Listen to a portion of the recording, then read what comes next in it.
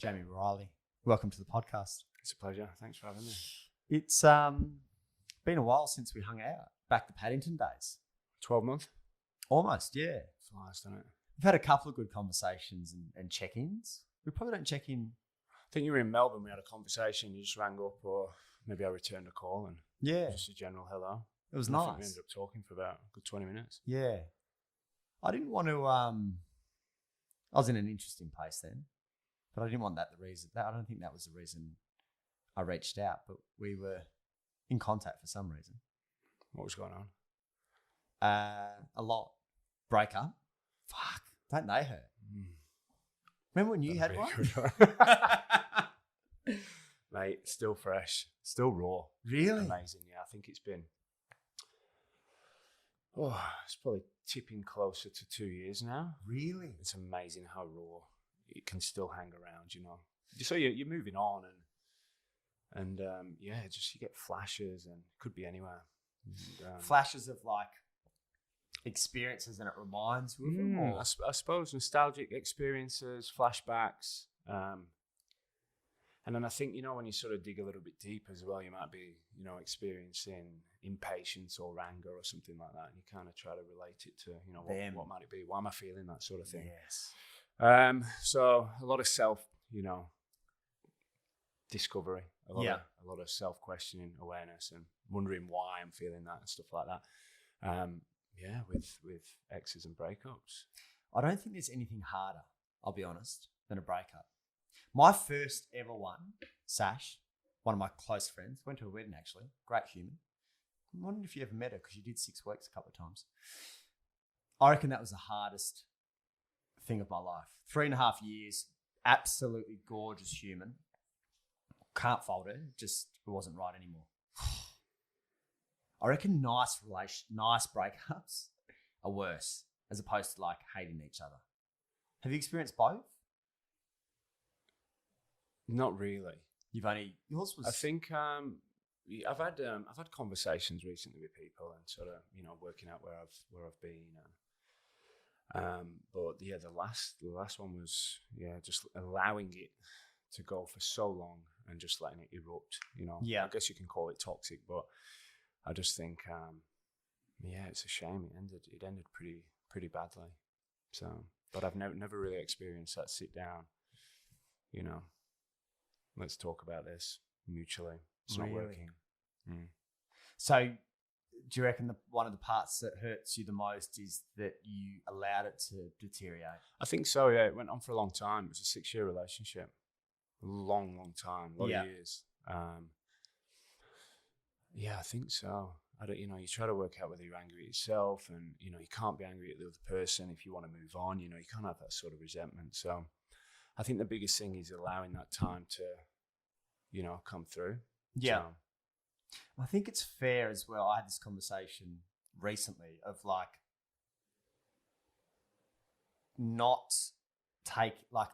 own that before you look elsewhere. No one should be in my sphere until all residue, maybe that's a big call, but a lot of the residue is gone from the previous one. Yeah. You know? Yeah. You feel that way? I think a lot of people will jump into it. Even I did. Like I jumped into what was next.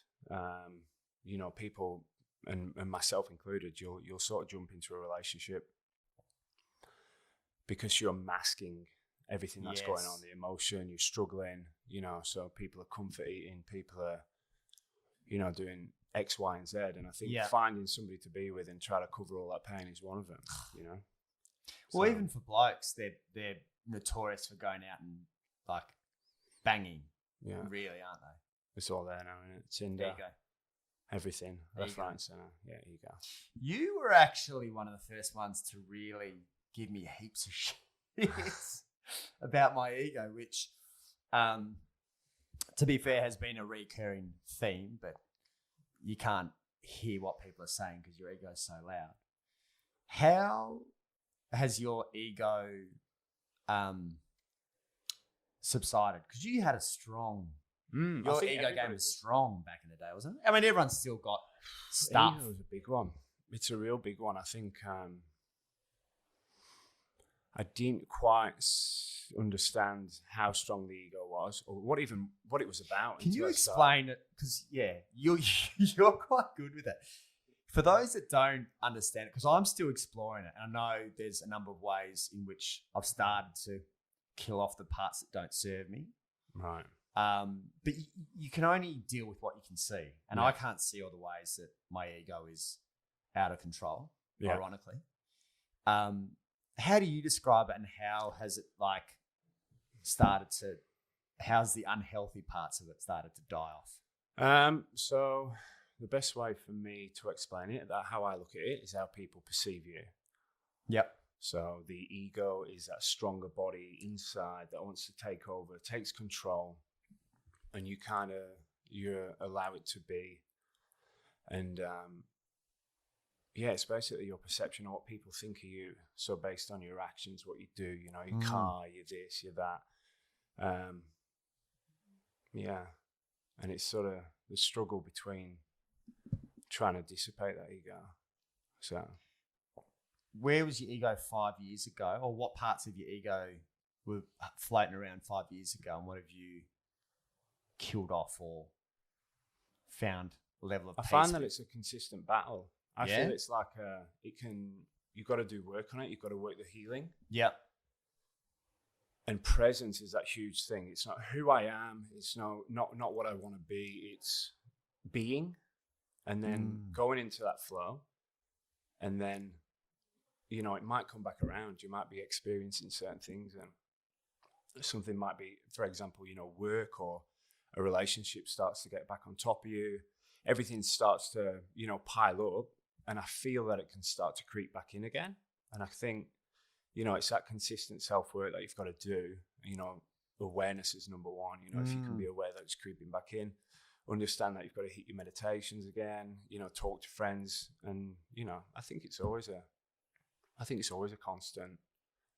So you're trying to keep it in check as opposed to killing it off. Yeah, certainly this day and age. Yeah. Society, everything that's going on, conforming.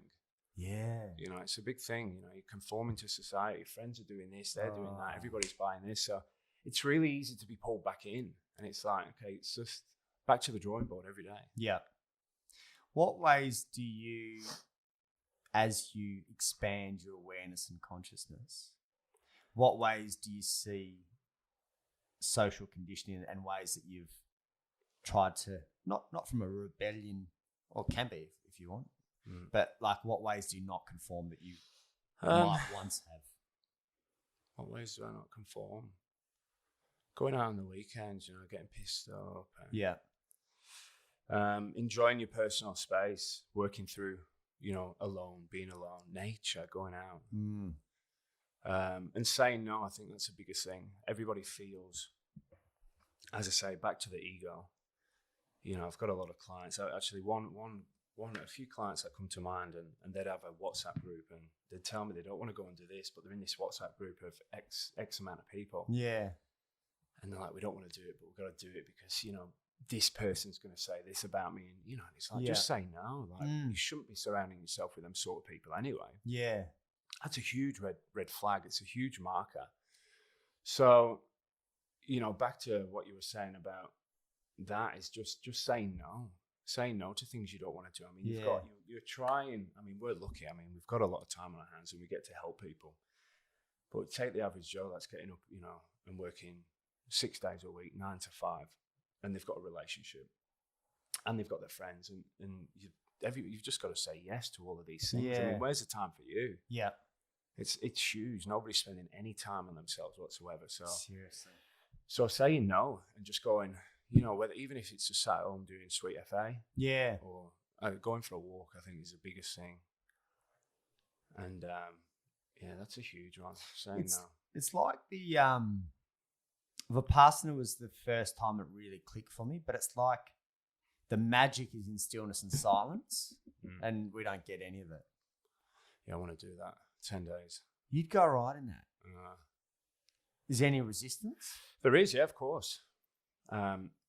You want the easy life, right? Yeah. You've got to book it off. You've got to do this, and you just make excuses for yourself. And then there's some of mine for sure. Yeah. But it has been there. It's been on the surface. You know, I've looked it up a few times. I've looked at the dates. I think it'd be amazing. I think the results you'd get would be very similar to a dive on, you know, obviously what you'd like to talk about today, I reckon. It's coming. What's like a dive on that, like a complete like separation, yeah, complete separation from reality, and you're there. You're just there for the trip, and you just got to embrace it and let it in. And 10 days, no contact. I don't think you said you were saying you can't even acknowledge anybody. Nah, that was one of the weirdest things for me was wanting to be a gentleman, and if someone opened the door for me, like at least a head nod, you know, like thanks for opening the door. You can't even, no acknowledgement, no eye contact, nothing. That was the weirdest bit for me. Like I didn't think, not talking didn't concern me at all. Sitting still did because, you know, I'm kind of a bit edgy and don't do well and just... You snuck a notepad in, didn't you? Does anybody know that? Yeah. No, I did. I snuck my journal in. I would as well. It was phenomenal. The notes and the clarity in that, like, that's 5 years of therapy in 10 days of like just clear thoughts. How clear were your thoughts when you hit up the psychedelics, which is a form of expanded consciousness? Well, there's been a few, obviously. I think what have you done?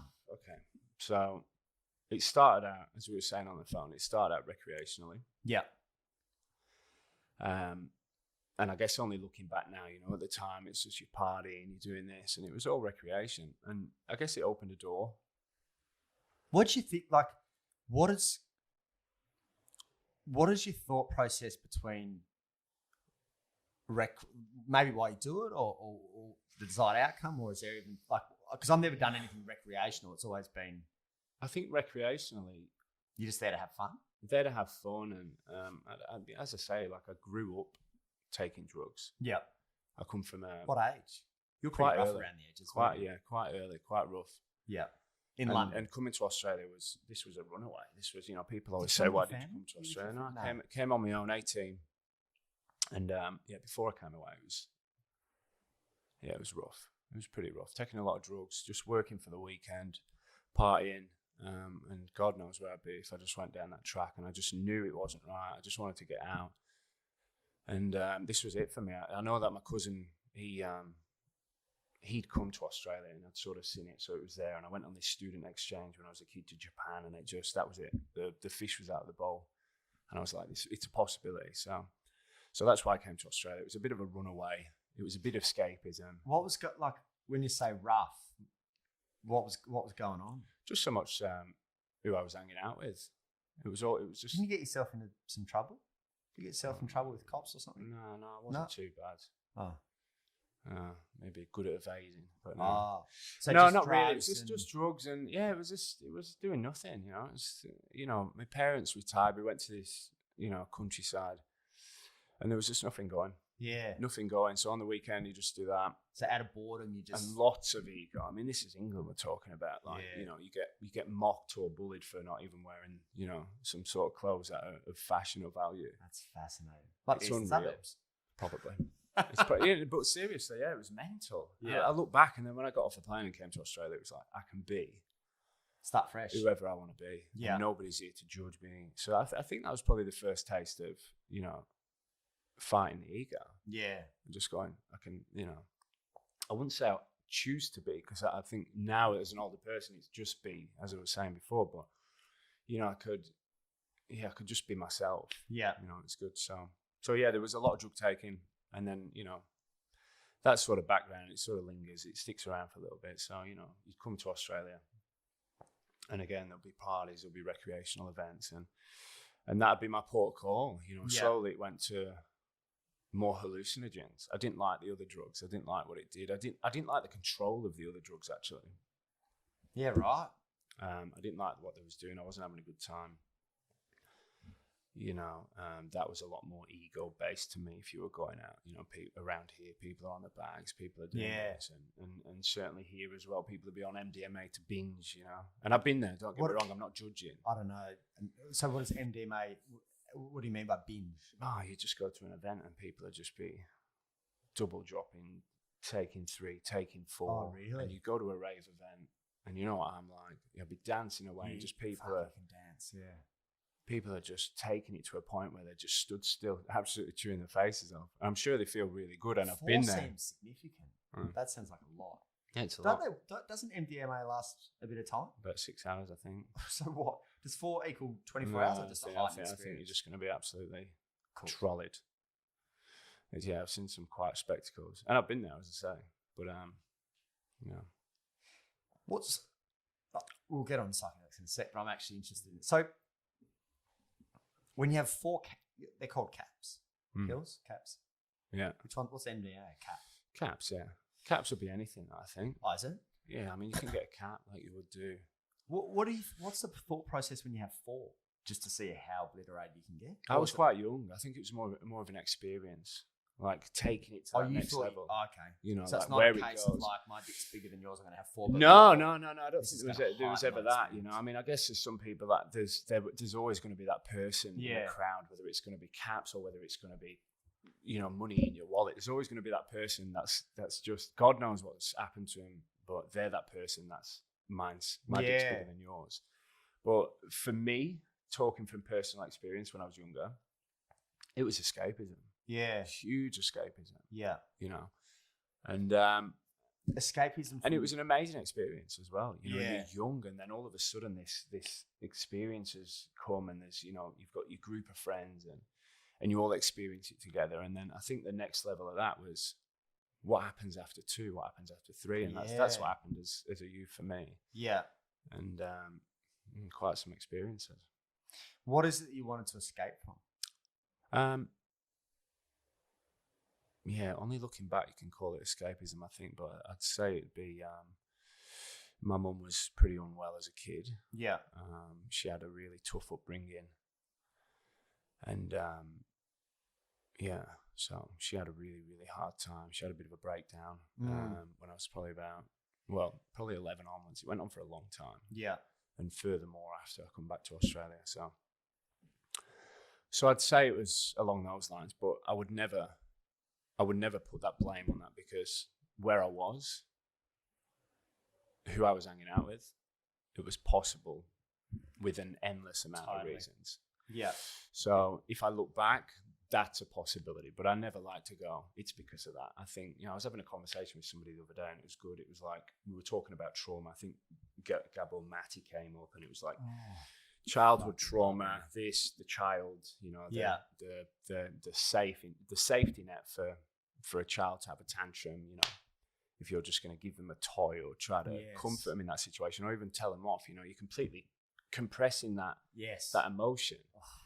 And I had a good conversation, and it was basically, that is possibly true as well, but you've also got the point where you've got somebody that's making a mistake, or they're doing something in their 25s, their 30s, maybe in their teens and their 20s. Maybe you can put that youth, that trauma to play, but there's action in there as well, you know. Totally.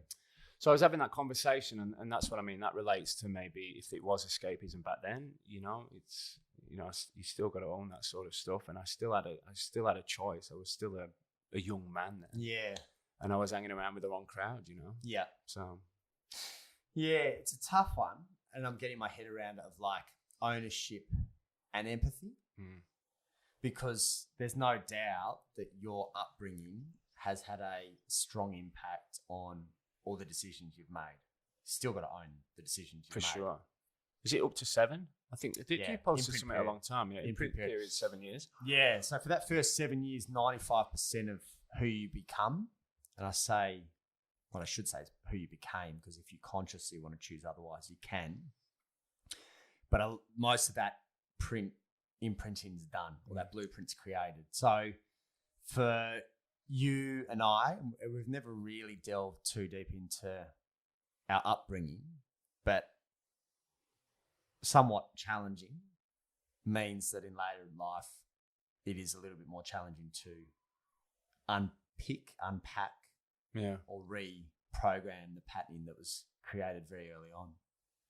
From memory, though, I had a mad upbringing up to 7. I just remember birthday cakes and roller coaster. I think so. I think it was all good. Interesting. I had a very loving mother. you know, I didn't know my biological father, but it's like completely gone from the bank. Yeah, but isn't that crazy? It's gone from the bank, but it's there. It's there, yeah. Yeah.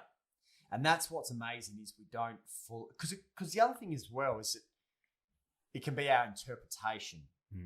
So 0 to 7, not only is it the imprint period, but it's also this state of, I think it's called, it's your theta brain, which is essentially a slight state of hypnosis, but also this narcissistic state where theta that's very low, isn't it? Yeah.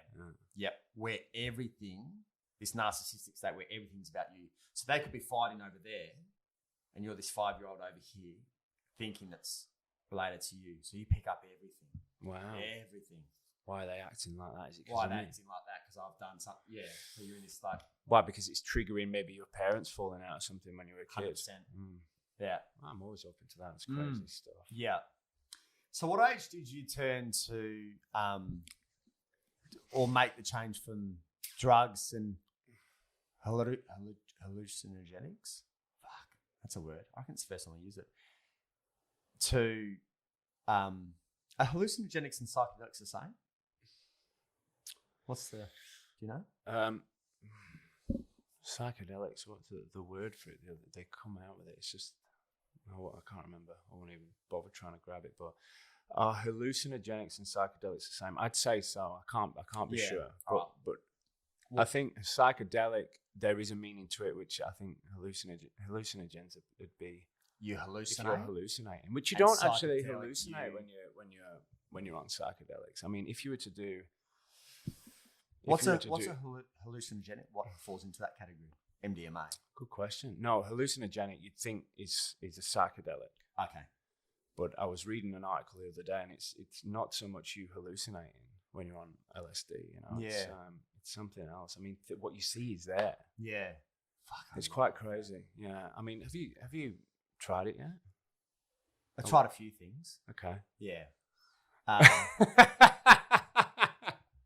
And there's a few more to go. It's not about me. There's a few more to go. But it's a tough one. I don't want to just throw sentences out there without fully knowing with that one, because I did read an article the other day and they were perfectly explaining what psychedelics were, and it's non-relative to hallucinating. It's non-relative to this. It was a good article on. It was a doctor that was bringing it into some studies and starting to use it. I can't remember. His stuff's phenomenal. How'd you hear about him? I didn't tell you, did I? No, I listened to so many. I've got it all saved in my podcast. When it comes up, there's the mental health talk, the TEDx talks, and I'll just listen to them and go through them. Yeah. And they're fascinating. But what they're doing with it now is just phenomenal. I like where it's all going. Science, spirituality, psychedelics. It's all like this thing that was once separated and it's coming together for a greater purpose of mental health. Well, the statistics are there. It's phenomenal. Talking of mental health, what age did you turn the partying and the hallucinogenics to a form of self-development and spiritual awakening and healing, clearing, and consciousness? When did I want? I and wanted why? To do DMT. I'd heard about it. I'd gone to all these parties, these different ceremonies. I was skeptical. I was fearful of it. Yeah. And there was just a moment in my life. Can you remember the moment? I was with a good friend, very good friend, and he said he'd take me and we'd do it and we'd sit and we'd have a ceremony, and I just felt that I needed it, and to say that, it's like. To even say it to somebody, but like it sounded crazy. I get that though. But you try and tell your partner at the time, I'm doing it. I just feel I need this. It's something that I really need to do. Why. I'm lost. I just need to find. Like I kept saying, find myself, and it was just so the stigma and the stereotype of taking drugs to find yourself, and it was just. But I stand by it, and I was strong by it, and that moment, we organised a scenario. It was over the bridge, and that was it. It was set up a quiet ceremony. He had Tibetan bowls. it was the full works. Yeah. I was very comfortable, and that was it. And so it was proper, like a friend took you through the full ceremony as opposed to let's just do some DMT. Yeah, absolutely. It wasn't just sit in a room and so, and he was awful. He was like, this is not. Is he a shaman or nothing like that? Yes and no. He acted like that. He helps a lot of people. And he's completely compassionate, and he's a beautiful being. Yeah. And he took me through it, and I was nervous and fearful, and it was, even to this day, it's still gets you. Crazy. Well, the interesting thing about your interview number 5, I've already spoken to one person about psychedelics, just because I do find it fascinating. It doesn't really matter if it's your first or your 50th. From the rooms that I've been in, there's still that nervous energy around, like, I don't know where this bad boy's going to go. Yeah, what's going to happen? Yeah. And you'll never, ever, ever find 2 experiences even close to similar. Because it's your own light and dark and your own experience. Yeah, it was, I went to a counselling session yesterday. Oh, yeah? Same scenario. Felt I needed it. Something's not quite right. I'm out of tune. And I was like, it's a huge investment. I don't know if I think you've done counselling before. And I tell a lot of people, I've told them in the past, I'm quite open to it. And I just felt something was missing. I was going off course a little bit. Yeah. And I was like, I'll book in. Yeah.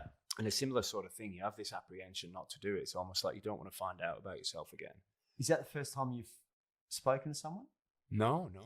I've seen a counsellor before. I've seen a counsellor with relationships, And yeah, I thought you had, yeah. So just that memory, just the reminding of every time that somebody's gone on a trip and there's still that apprehension. It's that finding out about yourself maybe. Because I remember going, okay, I'll book it in. I was like, why am I not booking it in? I'm procrastinating about it. Okay, let's just do it. And booked it in.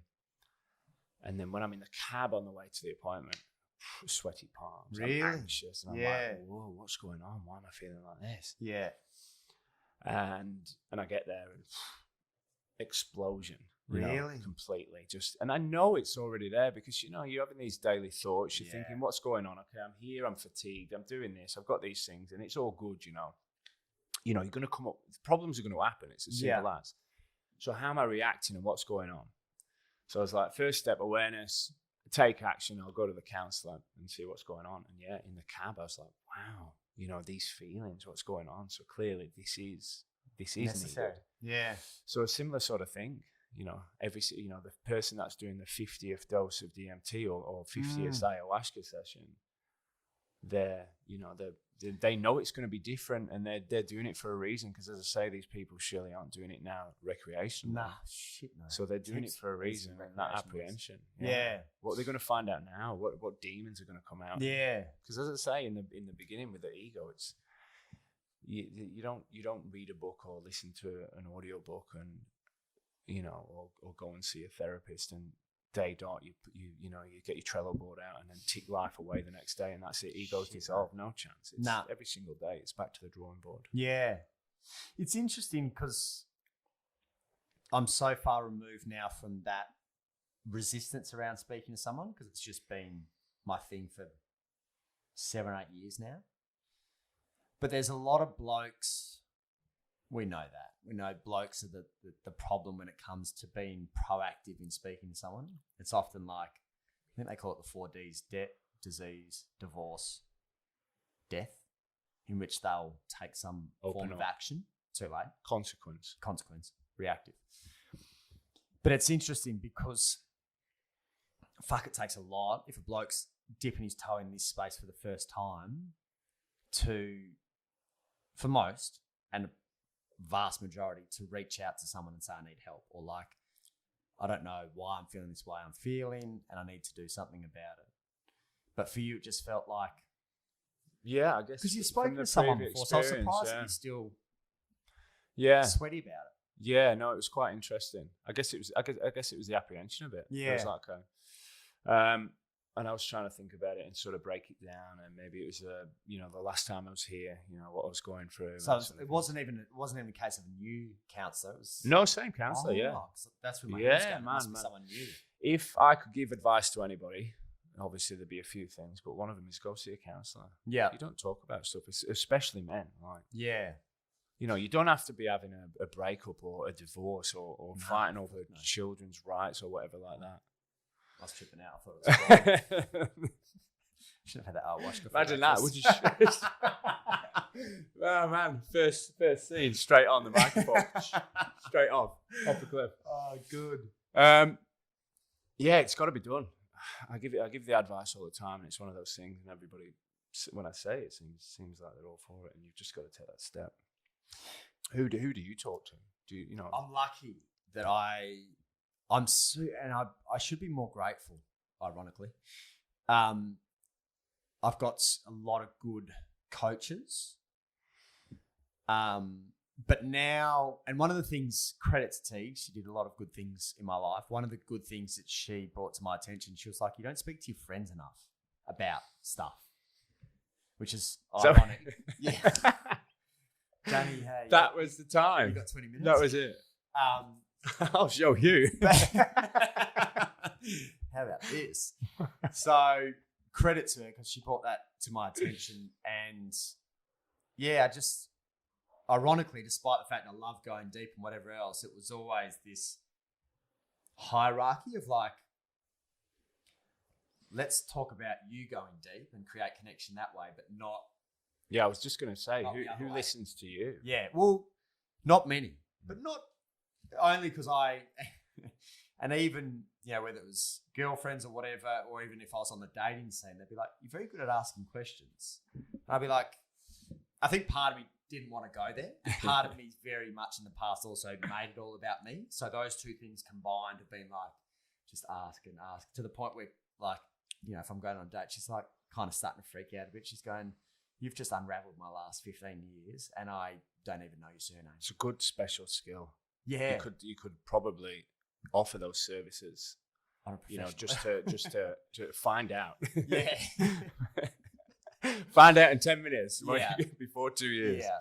But it's good, like, while it can be definitely a avoidance tool, I also think it's a good tool to have. Like, there's a lot of people who can talk about themselves these days.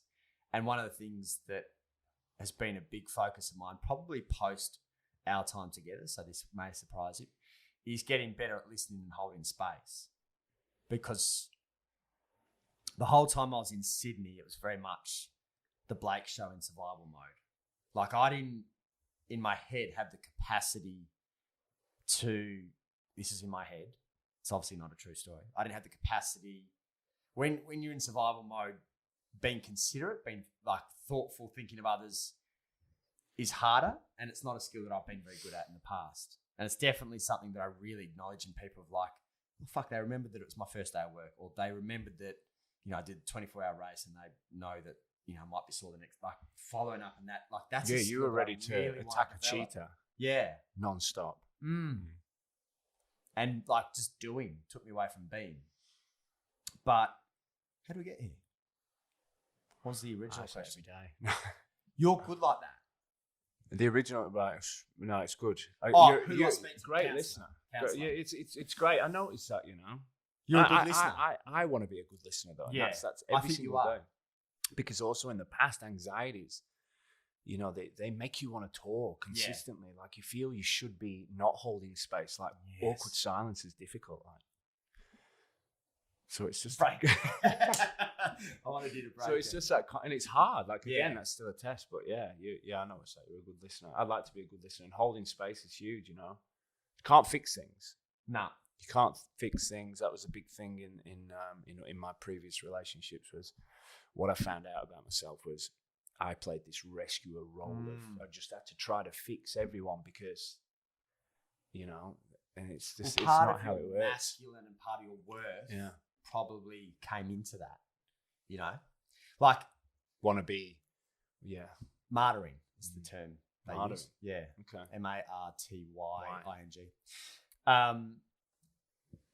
Part of my self-worth, a lot of my self-worth has been on helping and fixing people as opposed to just being. And my big thing over the next, I say 12 months as a goal, realistically, it's fucking 10 years. It's like, how do I show up without validation, ego, acceptance, approval, and addictions? Yeah, wow. That's a pretty pure version. That's your daily. That's my daily thought. Okay. And you can only deal with what you can see. Like, I don't know where my ego's playing out. If I knew, I'd be dealing with it. But it'd be interesting to see, like, I don't have, for whatever reason, I don't really have materialistic desires anymore. It's not to say, like, property and stuff like that doesn't interest me. Like, I still love business, but I don't have an attachment to it, which I definitely have in the past. It's not really driving, it's not a massive driving force, but it doesn't take, like, I don't need that as a motivation anymore. That's good. It's a good place to be. Yeah. Because I posted something yesterday about the desire. The desire for something is an endless chase. You get there, you have this small moment of like, oh yeah, I've achieved it. And then it's like, you need your next hit. Yeah. Okay, my next desire. And that's like... happiness, joy. Totally. Yeah. My whole life has been like chasing that thing that's just in front of me. The whole time I was in Sydney, chasing something that I thought was outside of me that was just in front of me. Yeah, it never ends. Never ends. It never ends. Or fixing the problem. Like, if I just get this done, everything will be clear. Yeah. Nah, not a chance. No chance. And as I say, it's a consistent effort. Yeah. Every single night, you know, that before you go to bed, everything, there's a reason why people are saying your next goal is tomorrow. This is what you're back to the drawing board every single day. Like, as I was saying in the beginning, I felt I've gone back to, you know, sort of dropping in terms of not being, and, you know, that drive with the gym because of this, you know, there was a point where it was like, I got rid of everything, and there was this point of being, and then jumping back into this space and a little bit more stress and sort of this and that. You're sort of back on exactly what you were saying. The hamster wheel. Yeah, the hamster wheel. Yeah. And awareness is a big thing. I think you've got to be around it a little bit. I think you've got to give yourself credit, though, to be honest. You're 13 weeks into a new gym. You can't exactly just be, I wouldn't have thought. As proactive and as aware as you are, being tough 3 months into a new business, you're kidding yourself a bit. Yeah, it's and I think that's where the healing needs to come in as well. I need to do a bit of gratitude, and because it's unbelievable, the people that are there. Yeah, I'm really proud of it and proud of those guys. Like, they make it, you know. Yeah, that's big, because when you're on that hamster wheel, for me anyway, gratitude was hard, because I'm not even in this moment to be grateful for it. I'm like just in front. So when I've been in Newcastle and I've had time in the morning to write what I'm grateful for. I mean, I've been talking about it for years, but when I really get into a good practice of it, it really like stands out like nothing else. Like the sun shining. Fuck, when you're on that hamster wheel and you're not acknowledging like the little things, little things. Because you're always chasing something bigger outside of you. Like, what's more important than connection, community, you know? Like, I think. Yeah, when you strip it all down. Yeah. Yeah. No one ever got to their deathbed and wished they worked more. Haven't heard it. It's very true. You see all the time as well, and still people, people read about it, people hear about it. Well, I think they'll also... nod their head, and it's just people are just still stuck on that hamster wheel. You still get pulled on. But well, that's one of the big reasons for me that I got out of the East. Because it is... like, your values can be skewed based on your environment. And I reckon even the most like connected, community-based person, even a family person, if they were to move from the country where it's all about, I mean, this is very much a generalization. You can't put it down to every country town, but very community, family type feel. You move into the eastern suburbs and go make it on, fuck, money, status, working hard, become pushed up in that value hierarchy, whether they're ingrained in you or not, because that's just this environmental shift and environmental push to this is what the eastern suburbs stands for. And everyone's got their pockets and everyone's different, obviously.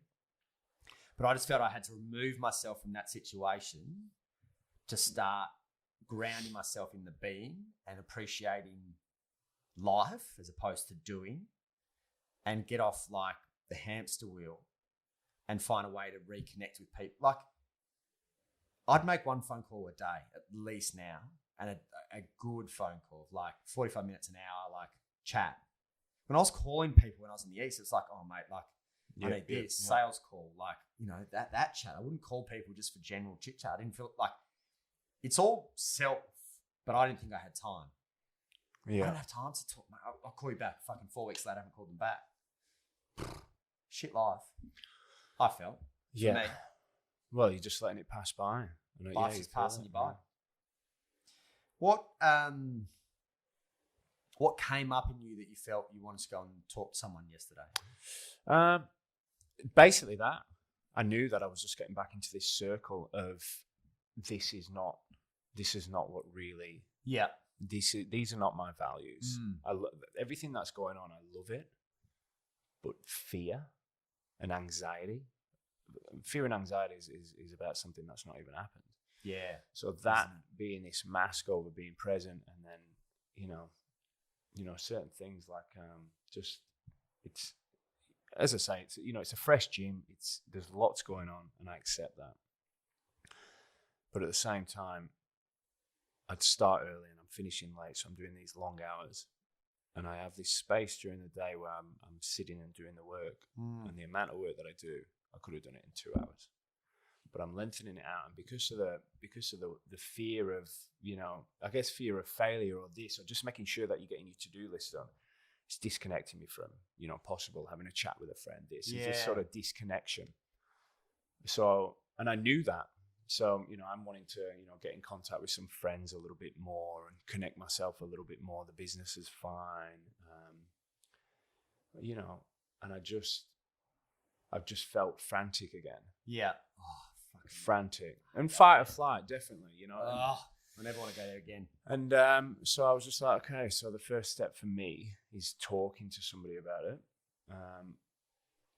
And I'll just book in and I'll go and have a chat and see what comes out. Because I know I've been sat there, man, and it's crazy. I'll sit in this room and I would have been booked in the past where I was making it a habit, when I'd separated from my ex.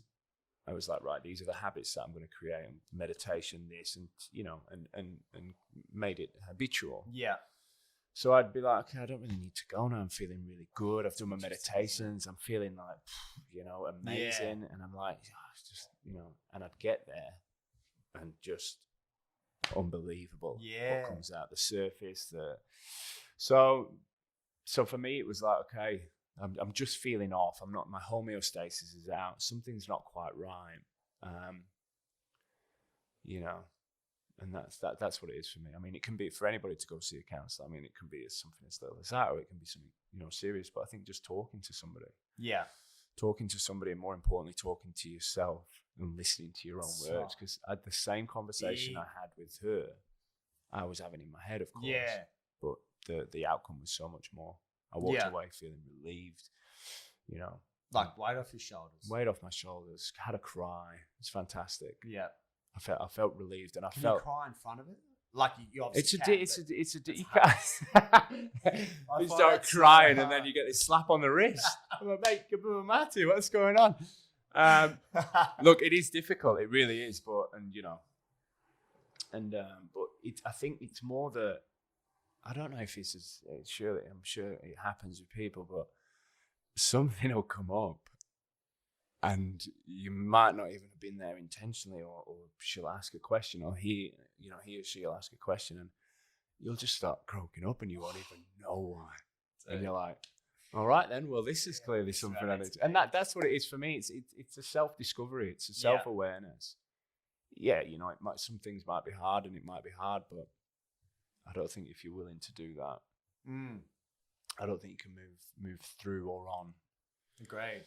From it. So yeah, just I've felt off. I felt obviously a lot of stress from the business. And it's all relative stuff. They're all like extrinsic problems at the minute, and I just had to go back to what I've known, and just to reset back to the drawing board. Yeah. So what's your experience with psychedelics, and how have they helped or healed or created more awareness around things? Like, what does that look like for you over the last 10 years? 10 years. Because I think you're the first one to bring it to my attention. But like, I had no idea what the fuck you're talking about when you first mentioned them. It's such an umbrella question. There's a lot there. Can you even remember? It's probably hard to break down each experience. The first time was quite the journey. We heard about it. Would you try it first time? First time with my partner at the time, working in the nightclub scene. 6-year partner? No, before that. Oh, yeah. That would have been about 20, 21. In Australia? Australia. Yeah. Heard about it. Got talked it up. Was like, sweet, and try it, no problem. So still in that recreational phase. Yeah. Taking it. So used to taking things like MDMA or cocaine or something like that. In this environment, it was such a horrible environment when I think about it and look back on it. Yeah. And so we've taken this LSD. 20, 30 minutes later. So LSD falls into the same category of like psychedelic expansion? Yeah, I guess that's the synthetic version. Taking it and 30 minutes later, nothing's happening. Bit impatient. Take another one. Fucking rookie mistake. Oh, bro. Quite a journey. Yeah. But I remember a lot of things, but I think the biggest thing for me was, my partner at the time was in the shower eating cornflakes, trying to be normal. Doing anything she could to be normal. That's so good. And I was just led on the floor with the speakers off the shelves on the floor. Really? Playing Muse. And I just, that was the biggest, it blew me away. It was this experience that I'll never live up. And there's many more stories of that same night. Yeah. But and that was the first experience. And it went on for a long time. Yeah. So is there anything, like, what have you tried? And is there any, because it's impossible to measure the healing potency of these drugs because it happens on such a DNA, energetic, emotional, mental, like you can't measure. I think if you look, I didn't want to just obviously explain that first time, that recreational, but you can go into this wholeheartedly and you can decide to sit and heal. You can sit and meditate with intention. Yeah. And that's what I've done the last couple of times on mushrooms, on psilocybin. And it was before I got the gym the last time, and I just knew I needed to reset. There was a few things I wanted to deal with, some self-love stuff. And I just wanted to, I knew that I just wanted to sit, and I went camping, I went away, serene, peaceful, took a friend with me. And I just remember taking a photo of myself then and there, and then just, because if you look at a photo and people with ego, they judge themselves this and that, and we're out in the bush, and I'm obviously quite high, and I've just taken a photo, and I've gotten my friend to do it as well, and it's just like just sit for 5 to 10 minutes or however long it takes, and just to look at yourself.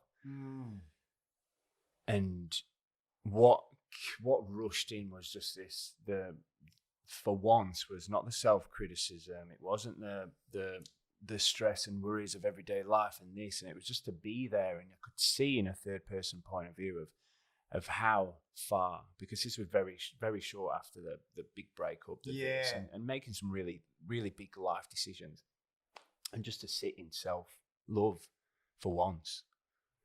And it was huge, and that was just off I would almost say a microdose, So you can go into this, you can go into that, the intention. So you went in there with the intention of loving yourself more. Is that all?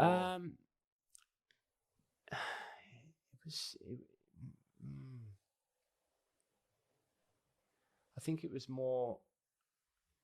I was blaming myself a lot. I was blaming myself for a lot of things that was going on off the bat. But blaming. Was it me? What have I done? we're questioning a lot of things. Yeah. It was just like, from that moment on, it was just where I was and everything coming together. It was just like, it was just appreciation and gratitude. Self-love is a hard one to say. I don't want it to come across as like, loving yourself. Like, but it was just that. I don't know. Acceptance. Yeah. It was really interesting. It was powerful. It was really good. And came back to Sydney a different person. Yeah. And every single time that I've taken it, latter the recreational phase, it's been like a reset switch every single time. Yeah. And it's just, it can be hard not to. I don't know how you feel. It sounds like we're similar. I beat myself up massively about my 3 main relationships and what I did do and what I didn't do and how I'd go about things differently. But like finding a level of peace with knowing you're doing your best that you could at the time. Like probably a lot of my time in Sydney chews me up in terms of how I went about things, but nothing chews me up quite like, my 3 main girlfriends, nothing chews me up like wishing I'd love them more, been there for them more, like being a better human. You get that? Yeah. Yeah. Nothing. It's still like I'm practicing like acceptance and doing the best you could, but still chews me up. Still keeps me awake at night, if I'm honest. Yeah, it's a tough one. I feel it as well. I think that was the biggest part of the conversation with a counsellor. It's the rawness, the freshness, and what could I have done differently? Can you see it now? You still can't see it. I can see. I can do a lot of things that I would have done differently. As the days goes on, and the older you get, the further back you look, the more selfish you see. The most credit for me goes to my girlfriend of 3.5 years when I was 21. My longest relationship, because the last 2 have got somewhat a more mature and better version, but she had an absolute moron for 3.5 years. Yeah. But like the fact is, you did the best you could with the tools that you had at the time. Yeah. Still doesn't help me, unfortunately. Yeah. It's happened, isn't it? But man, yeah, it's a lot to look back on. It's a lot to look back on the 6 years. A lot of it for me, I think, was conflict resolution and things like that. Running from problems, not fighting them head on. And I think that comes down to anything in life. If there's a problem and you're not going to tackle it and you just take that easy route out, I think that's a lesson to all. Like, you're not going to get anywhere. Nah. But yeah. What's been the difference? Like, other than eating or acknowledging your girlfriend at the time, eating cornflakes in the shower, being normal, what's been the different experiences that you've had with your drugs? For example, with San Pedro. I want to ask you about San Pedro. San Pedro is really good. Is that a drug or a place? Yeah, or it's DMT. It's DMT based, but it's a very it's the natural version of it, and you still smoke it or drink it like you do with ayahuasca. Okay, so I don't know about that. San Pedro is the god father. San Pedro, ayahuasca is the grandmother or godmother, grandfather and godmother. So they're polar opposites. So San Pedro is a very grounding experience, like a blissful state. You still can vomit. And podcast that I recorded last week was with Alexis, who actually invited me along to do it with her and a couple of girlfriends. And it was, you really develop this strong connection with nature, at peace with one type chat, although that's not how I felt at the time, but like everything about nature was just like holding me really tight. And then my brother came up, which was interesting because when I was, I was semi-setting intention, but didn't want too much attachment to it for whatever reason my thought was at the time, he didn't even come into the equation. Like, I didn't think there was healing that, there's healing around everyone in my circles, but he wasn't the strongest marker for me as to where I needed to do the healing. But he came up, which was really interesting. And yeah, like tears. And they felt so cold that, like, I remember a couple of times doing this, like, they felt like icicles that were just running it down my face. And I've actually written, I don't know if it'd make any sense, in my journal. I should look back over the notes, but I remember some profound, as with all these things, insights that came from it. But I wasn't sick or anything. I was just a very blissful, like, I was watching the clouds for a long time. I was looking at the ants. I was watching the grass, but very, not like a hard slap in the face like some of those other ceremonies can be. What's been your hardest one? What's like, because you can go to some pretty dark places and you've got to acknowledge and expect they could come up. Yeah. My San Pedro wasn't that dark.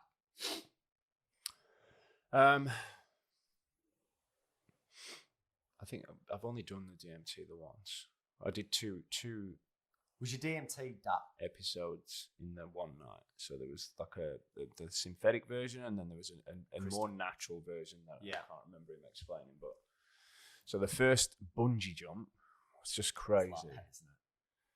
So as I've smoked it, he sort of put his arm and he's just going to quickly lie back. And just as I've got about 45 degrees, you know, when a TV loses its signal, that's what happened to my focus, and everything just started to disintegrate. And just as I hit the back, there was just this ding, really, and I was just in this space, and it was full on. The first moments were absolutely full on, and I remember this spiraling. I wouldn't say fingers; it was more like cuboids. Crazy dynamics, and it was spiraling towards me, and it was trying to get inside. It was trying to get in, and I was being reluctant. I was just didn't want to let it in. I was fearing for my life. And I remember taking a breath, and it just all of a sudden disappeared and just went in straight in. And I just felt this relief, like I could still feel my body, but all I was just like an eyeball in this space of absolute glorious colours and just moving hieroglyphical, just unbelievable. And it was just more about accepting, and it was just accepting this scenario, and it was like surrendering to it. And it was, the biggest thing was just to